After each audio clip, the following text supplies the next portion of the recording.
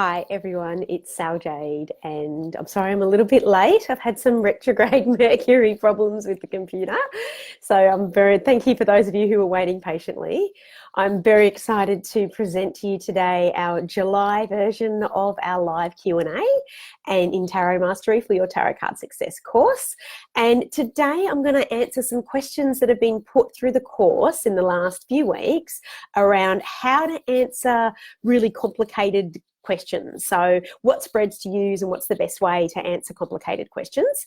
We're also going to look at what to do if you've been doing multiple readings in a day and you stop getting accurate. So how to improve that situation.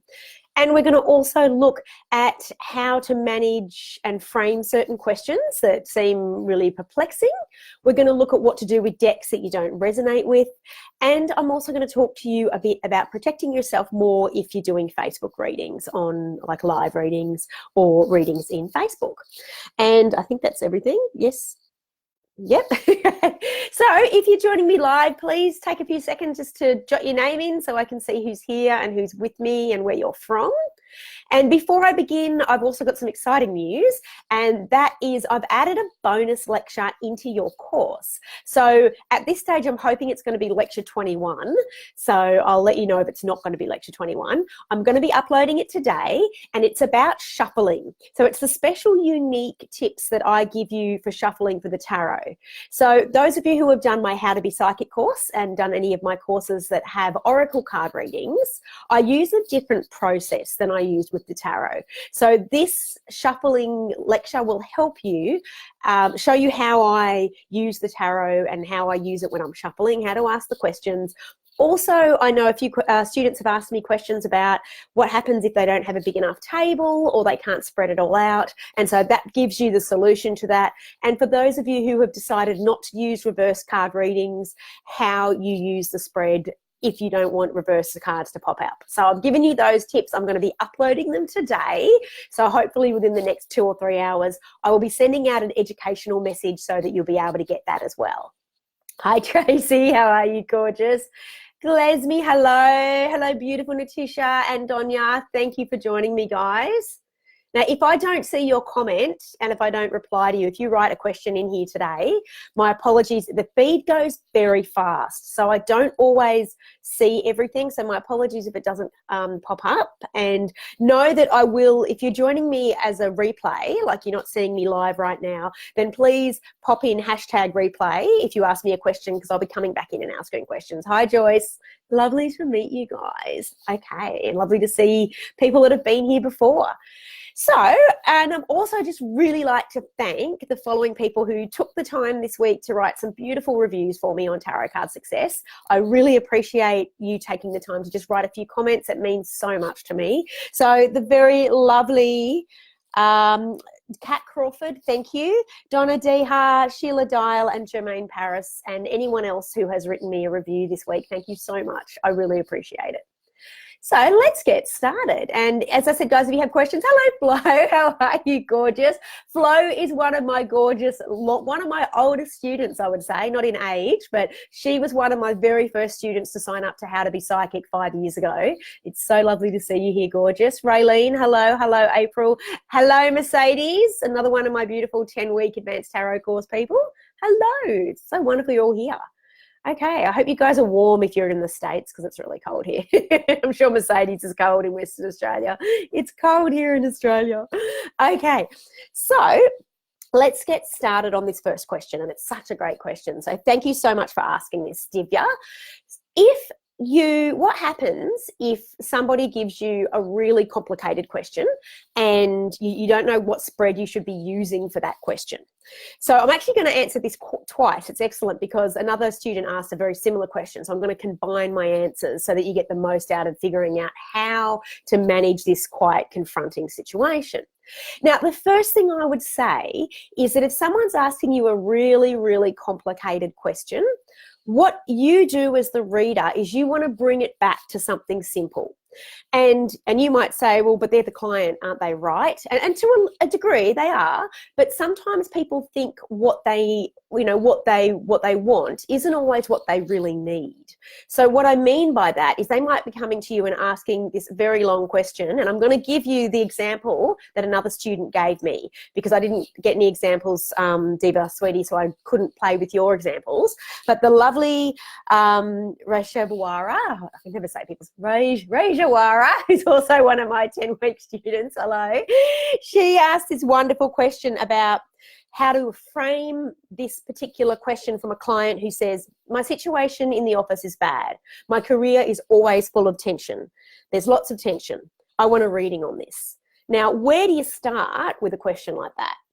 Now, the first thing is you would sit back and you would go, okay, I'm going to simplify this because there's multiple things going on here. The first thing that's going on is that they said the situation in their office is bad. Okay, so what does this person need to know about what is going on in this situation right now? Your job as the tarot reader is to identify the blind spots. So that means what is going on that they're not aware of and how can they fix that? So that's what you're trying to do. So part of what I'm hoping to teach you in this course and in your tarot journey is to move away from super complicated questions that are really essentially fortune telling questions, because the tarot can predict the future. However, it's much more powerful if you use it as a tool of empowerment and you teach your clients to use it as a tool of empowerment. So what I mean by that is straight away with this client, I would look at that. The warning bell goes off when this client says, my career is always filled with tension. So already we can see that this person has had a history of difficult problems in their career with tension, and so this is a recurring pattern. This could be someone who really does need a healing somewhere along the line in their life because they're repeating these patterns. A reading is probably not going to solve all of that. Like this is something that could have been going on for 20 years. What a reading can do and what the tarot can do is show that client what they need to be doing differently. So, and it will also obviously show them the path of improvement, but generally tarot readings will show what's going to happen to you if you continue doing the same thing right now. So that's why change comes in, and that's why, you know, it is a tool of free will sometimes over destiny, because in that way that, like, if that person suddenly goes away and reclaims their right to have a career that they love, then they'll find that things will look different. If they're going into work the same day with the exact same energy, the same fears and worries and tensions, then the path would most likely look the same in 12 months. So dramatic changes don't often improve unless your client is willing to take some action. Okay, so part of what I would love to help you do is set, and the great question you can throw back at me is go, that's great, Sal, but all these clients I have, they just want me to fix everything. They want me to wave a magic wand and give them this happy ever after reading. And I really feel for you, because I know in my own years in the beginning that was absolutely terrifying for me, that I almost felt like people were coming to me and kind of dumping all this stuff and expecting me to wave a magic wand and they'd leave and have the perfect soulmate and the perfect, you know, the perfect career and the perfect health and the perfect everything from, you know, one half an hour reading with me. And so what you need to do with complicated stuff like that is go, okay, let's break it down. What does this person really need? Okay, so what do they really need? And feel free to take, and I talk about this in psychic readings intermediate level. I talk about how to take your time with readings, but feel free to pull back a bit and go, what's at the core of what they need? Like, what are they looking for certainty at? What's the theme here? Is it love? Is it career? Stick to one thing, because the soul can really only do one lesson at a time. If there are major arcana, if you can see those major arcana cards in there, they are your little key to the legend. Like they're your little key to the map. Focus on those cards, because they will be revealing what your client is doing wrong, I guess, so to speak. And we're not judging them, but we all do this stuff.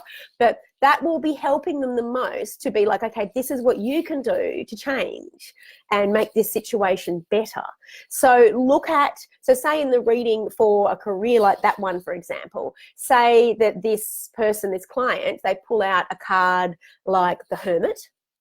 And it might be them, that might be saying, look, why is it that you feel like you always have no support in the universe? Like, why do you feel like you're always alone? Where does this come from? It feels like, yes, you're going to be very lonely in your career journey. You know, let's look at how we can heal the hermit. Let's look at how we heal the hermit. You know, we need to go within and find out what it is going on for us, why we feel so unhappy in our career. Is it the wrong job for us? Like, are we having all this tension in our career because we're going in every single day to a job that we really don't like? Maybe the solution is going to be some stage a career change. So being able to look at the major arcana and go, okay, where is this person blocked? Because major arcana cards reveal those spiritual blocks that are that they need help with.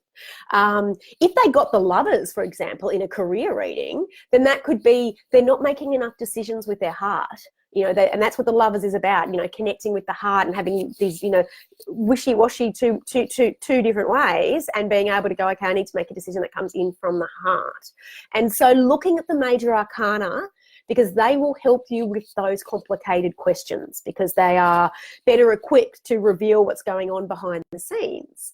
Now, as I said, though, having said that, what happens, I know Divya asks, okay, now what happens if they ask an additional question and the cards don't make sense? So I'm going to get back to what I said before. The soul really can only handle one big lesson at a time. Now, that's not the case for everyone. So a client might come to you and you're like, wow, you've got stuff coming in about your career and your love life and your health, and there might be a lot of stuff coming in all at once, and the soul can manage that. That person's in a space to manage that. But generally, try to keep your readings focused on one theme and helping your person identify what they can do to help that and heal that one theme, like that theme. That's really what your job is. And so then you might ask, well, how do I stop these people coming to me with all these super duper complicated questions? First, clear yourself at the beginning of every day, or, you know, every day, you know, you're reading, and say, please just bring me people I can help and heal.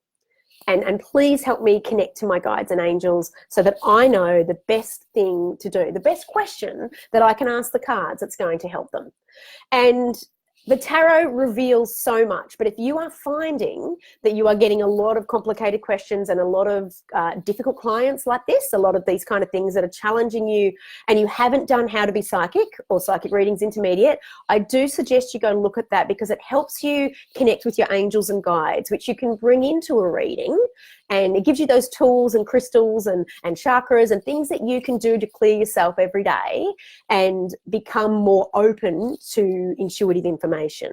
The tarot can give you so much information, and the more you practice, the more you get your intuition opens. But sometimes you might need to just do a bit of work with your angels and guides, and you might need to do a little bit of learning how to connect with them and learning how to have them with you in session all the time, so that when a question comes up, that tapestry starts to reveal itself. So what do I mean by that? Know that in the beginning, and again, something else I would really suggest, sweetie, is when you're a beginner, please don't feel like you have to answer these super complicated questions. There is no law or contract that says that if someone asks you a really, really complicated question that you have to answer it. Like, if you do what you're comfortable with. Like, that's the most important thing. And if you're sitting there and constantly saying to your guides and angels, help me help them, what is it that they need the most out of this reading? And if you're doing that, then what will come through will be what they need the most. Now, they might think they need to know the answer to all their world's problems in a half-an-hour reading, because we'd all love that. My goodness, who wouldn't? It's like the greatest thing in the world to do that.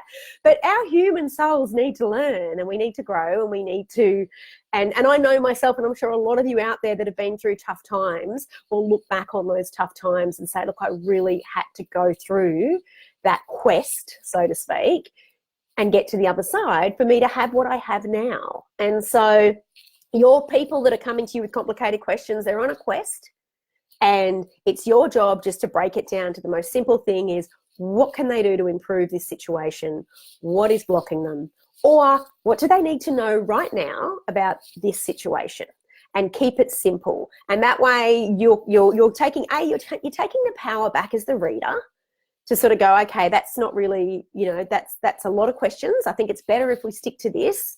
Spirit works better with simple questions that it can look at. Like these massive overcomplicating questions is something that the human brain does. Let's go back to keeping it about what it is you really need. Like, what do you need out of this session and this reading? And that way you're going to be getting it in a much gentle way. Like the readings will come through much more gentle for you. So I hope that has helped. And the lovely the career question for Ray Jawara, I hope that's helped too, my love. That just being able to say, all you need to do with that is go, okay, what do I need to know about my job right now?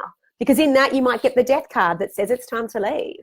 Or you might get the Seven of Swords, which is indicating that there's someone stabbing you behind the back. Or you might get something like the Fool, which means, okay, it's time to get out there and start trying new things. So look at just going back to what is it I need to know, and that will help you a lot. So I hope that's helped you, my loves, with questions on complicated spreads. Now, getting back to the spread, sorry, Diva, I went off track a bit. The spread I would use, stick to the horseshoe spread. Like stick to that 7 cards for a more complicated question.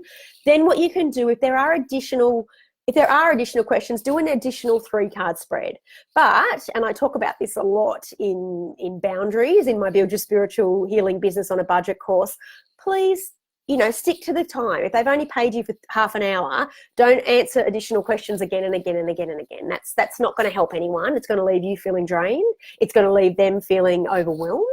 Just stick to the question they've asked and maybe do a little quick 3 if they've got an additional question at the end. But I would never go in and do another big whole reading on an additional question, if that makes sense.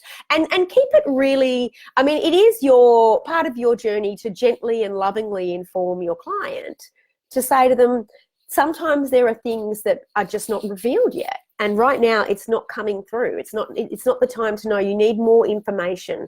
The Hanged Man is a great card for revealing that the information's not coming through. More stuff needs to be happening before that can be revealed. Hi, Sarah. Drew, how accurate would you say self-readings are, since they're biased and subjective, to reveal what we want to hear and see? That's a great question, Drew.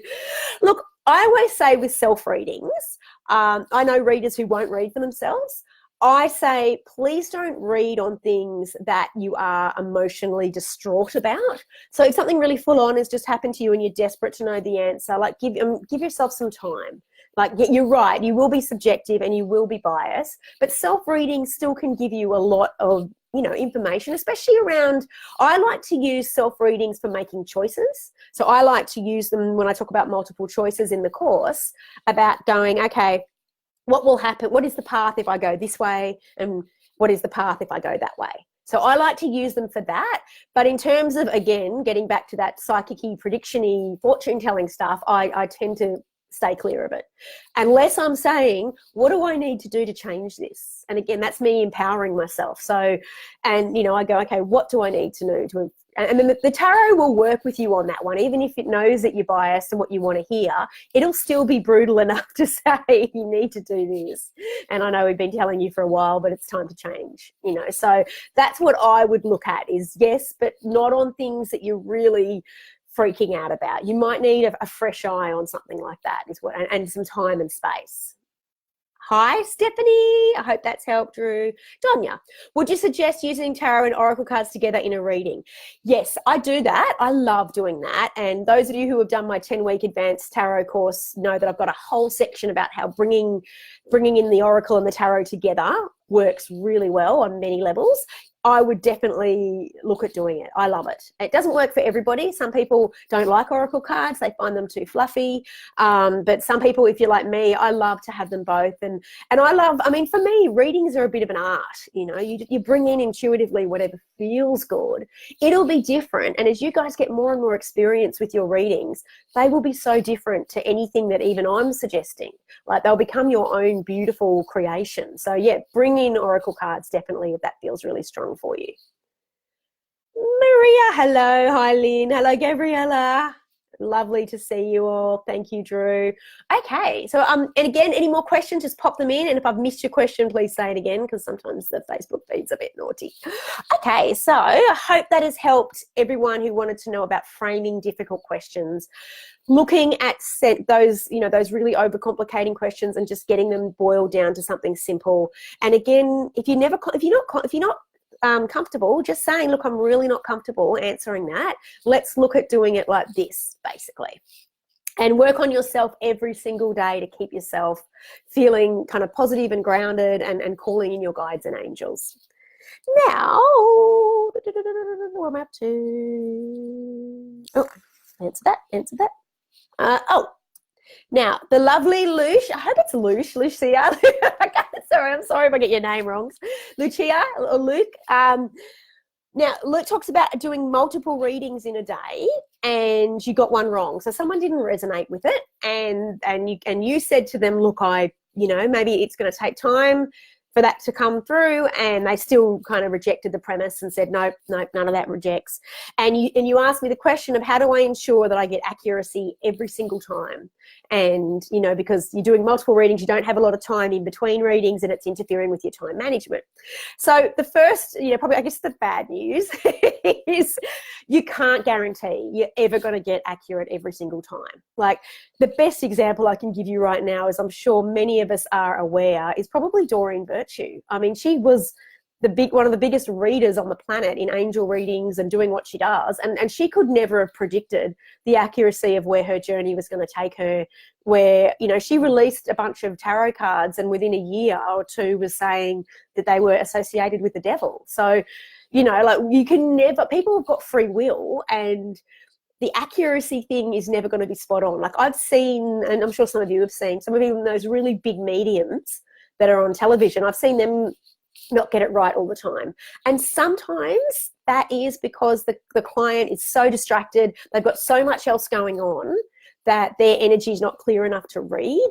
Sometimes it's because they're asking the wrong question, like they're either holding something back, or sometimes, yes, you could be exhausted from doing too many things, and I'll give you a couple of suggestions about that in a minute. Sometimes it can actually be that, again, it's like right now is just not the right time for them to know stuff. I know that sounds really flaky, but if I'd had someone give my journey as being a reader and a healer 11 years ago when I started, I probably would not have started on this journey, I'll be honest with you, because if someone had mapped out how the first 5 years were going to look and the lessons I had to learn and all the things, I probably would have just gone back to teaching full time, because I would have gone, there's no way my spirit's going to hold all that and manage all that. And it did.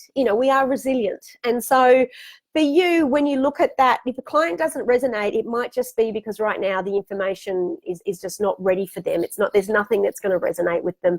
Also, they could be a total skeptic, or they could be what I call a psychic shopper. People that just jump from psychics to psychics to psychics and say, I need to know this now, and then I've tried 5 people in a day. So it might be that as well. So don't feel despondent. Even people that have been doing it for 20 years get it wrong. I would definitely suggest, I remember when I was first working in the tarot shop with my lovely friend Beck, and we would actually make sure we tried to have breaks in between the days where we weren't reading. So I was reading on a Tuesday, and if I did say, 14 readings in a day, then the next day I'd try to have off. I'd try to have that break, and to make sure that my spirit's replenishing, my third eye's getting a break. Yes, multiple readings can, and what else I would suggest is to just go, okay, this is your creation to say to the universe, okay, give me more time in between my readings so that I can do just as many readings and earn the same amount of income, but I've got space to replenish myself. I've got space to go outside and just take a break and do what I need before I get back in there. So I'd look at praying for some kind of solution around that too. But as I said, please don't beat yourself up if you feel like that didn't resonate with someone. There can be so many different reasons, and it's not always about you. Sometimes it's about you. Sometimes it's about them.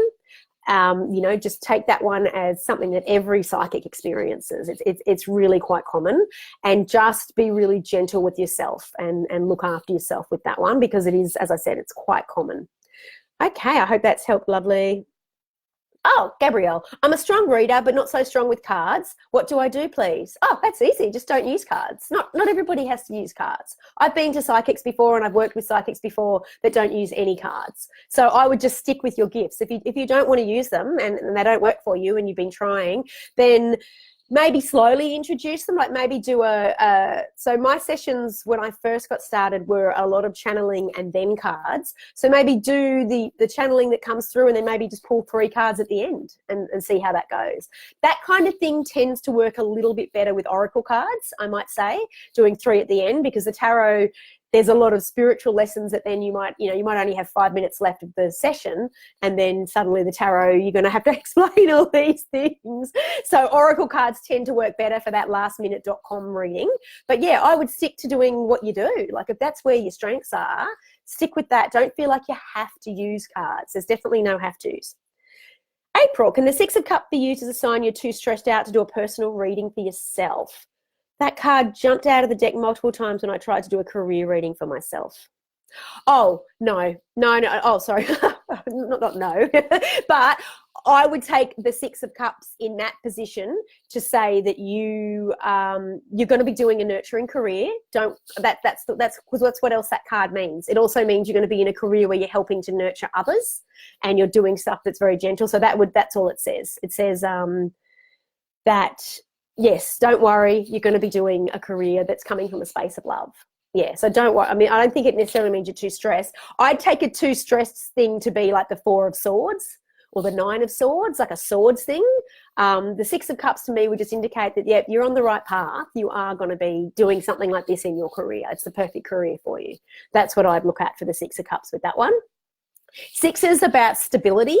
So it's saying, yeah, you'll get stability, go back into the heart, that loving stability.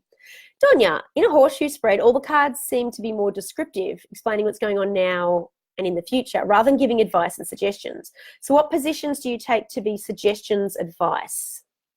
Well, with that, I would just do, so like a suggestions, advice, that would be more, so let me just reread. The Celtic cross definitely goes more into the whole thing of like looking at your environment and the people around you, because it's got that additional card of where you are now, who's around you that's impacting upon you. Like that looks at that as well. It has when you look at the first card and the second card, it has the block or the enhancement, which is an important card. So anything that looks at what is my blockage? And again, you can pull 3 cards on that. What is my blockage? Pull 3 cards. That one would work for that very, very well. I would also look at, if you look at the horseshoe spread or the Celtic cross and you get into the near future and the card isn't revealing anything specifically about advice, then go, okay, what blockage is there? And pull out a card and see what comes through for that as well. So I hope that helps, my love. Thank you, Gabrielle. Seppi, I wanted to know how you organise your session with your client. What spread do you do first, and after that spread, how you split the rest of the session?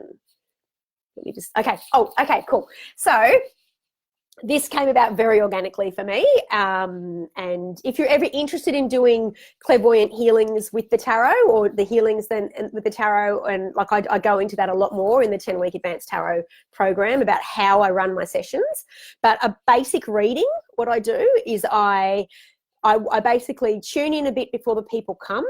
And I do I set up the cards, I tune in, I get into my intuition, I give myself that time, I do some tapping. Those of you are probably sick of me saying, I do some tapping to get rid of any nerves that I've got. And then I will go, okay, what's the theme? What do I need to know about this person before they come? I just do a couple of little cards. I often use the psychic tarot for that. I really love that for a little bit of pre-preparation. Then they come and they sit opposite me and they'll say, okay, and we'll talk. How are you? How'd you find the place? And then I'll ask them, what it is they need to know. And then I go up and I tune into my guides and angels and I connect with them. I also do that beforehand, by the way, in my psychic protection. And then I connect and I say, what do I need to know? I get any kind of channeling information that I need to know. I connect it with the cards that have come before, and then I start to talk to them. Then I ask them to give me a question. I go, okay, why are you here? What do you need to know? And did what I just said resonate with you? Do you want to know more about that? And then I do the question and then they pick. basically. So that's generally how I do a little preparation with the psychic protection. Then they arrive and the cards, and then they come and I go up and I connect with my guides and angels, and then I do a spread with my tarot. Now, some people don't do all that palaver. I guess some people just get straight into the cards. That's just what I found worked really well for me. And I know people have asked me before, this is why I don't give free readings, basically, because for me it takes quite a lot of preparation time to do all that. It goes beyond. I might charge for a 45-minute reading, but really my preparation's usually half an hour, so it's a lot longer part of my time. So I hope that makes sense, Steffi. So breaking it up into a bit of channeling first, sharing it, and then asking the cards. April, thank you. Kathleen, is it okay to use a pendulum to determine if a court card is a person or a situation? I love that. Absolutely. If you are confident with pendulums, I would definitely do that because they are very powerful. Yes, you could definitely say, okay, yes, or give me a yes or a no. Is this a court or a situation? That might be obviously a bit harder to do with someone who's in front of you. You could do that in an email reading. You could do that on a phone reading, but obviously if they're in front of you, that might start to interfere with the process. But yeah, definitely do that, and for yourself too. Tonya, thank you. I see. Thank you so much. Wonderful. Okay, and I've got one more question now. So if you've got any other questions, please pop them in. I think, no, sorry if I've missed anyone's question. Please pop it in. Someone's from New Zealand. Hello, Donya. Okay, good. So now Louise says, what do I do with decks that I don't resonate with? She talks about she's had this deck, she never really felt using it. To be honest, as part of your journey of being a tarot reader and a reading, doing any kind of readings, you'll probably collect multiple decks, and sometimes you won't like them. So my sister gifted me Past Life Oracle cards with Doreen Virtue one. Some people absolutely love that deck. For me, I've done one reading with it and I never picked it up again. So it just never felt right for me. So it's actually okay. It just means it's not the deck you meant to work with. You can gift it to someone else. I mean, ask them to clear it first of your energy. That's what I do. I just pay it forward and pass it on and just stick to the ones that resonate with you. There will be some decks that you just don't associate with. And if you're anything like me, in a few years' time, you're going to have, maybe 15, 20 decks, and some of them you never use. Some of them are like your best friend and you can't let them out of your sight. So yeah, just pass them on is what I would do if you really don't resonate with them.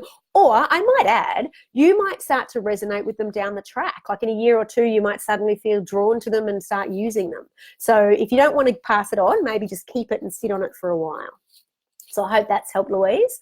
So the last thing I'd love to talk about right now is, and it's something that's become very important to me and as someone who's helping to look after you in this group, and that's protecting yourself on Facebook when you're doing readings with the group.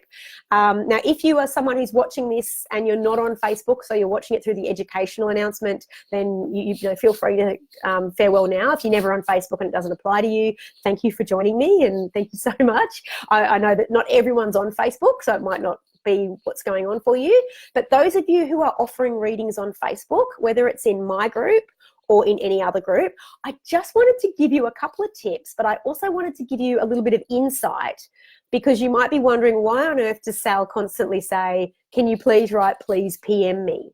And the reason I do this, the reason is because I feel to protect you the best I can, I don't think it's a great idea for you to put personal information in the group forum.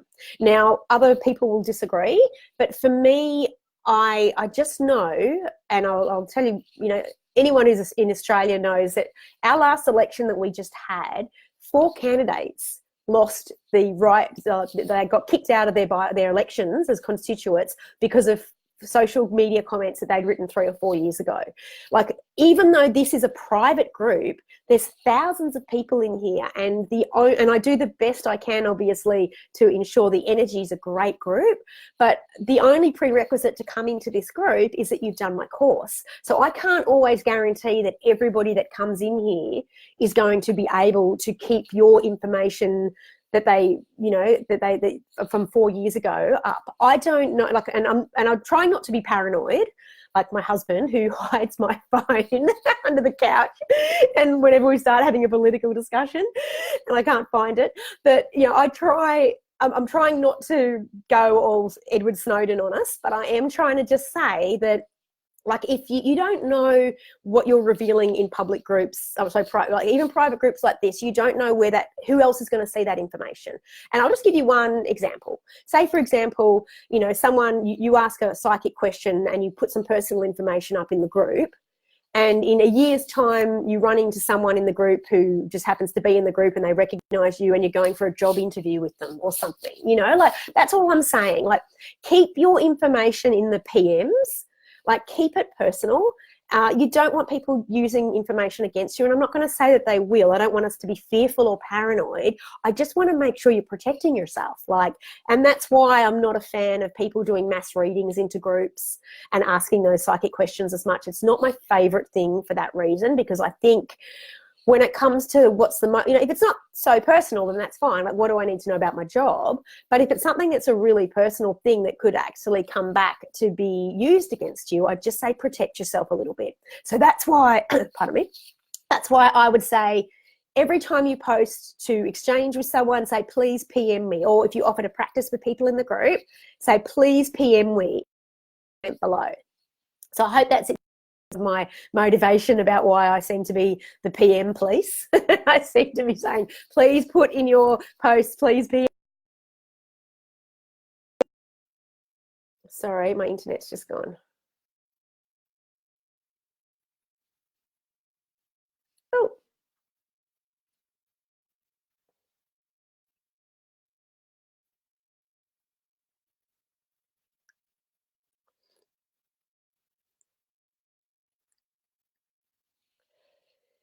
Uh-oh, sorry guys.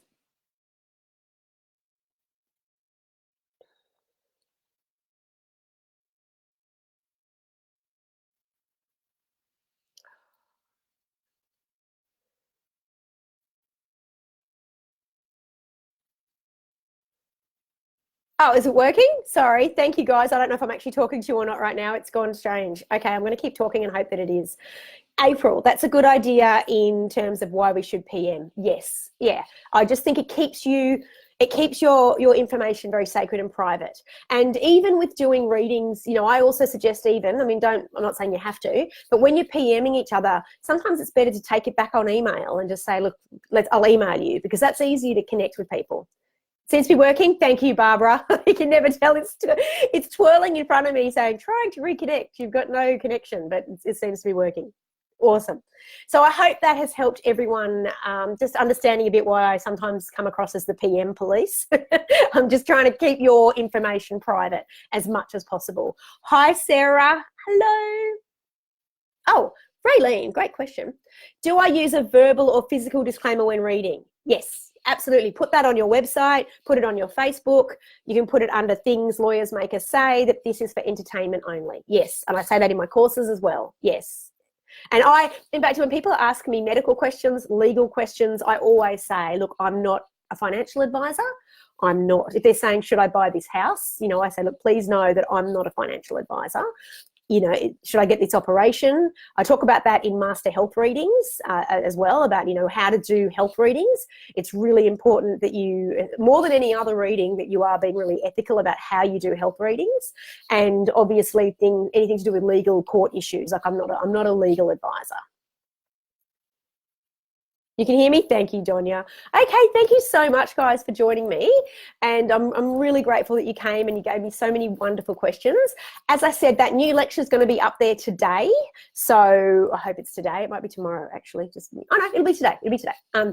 So I'll pop it in today. And if you have any questions and you're on the replay, please hit #replay. Thanks so much for joining me.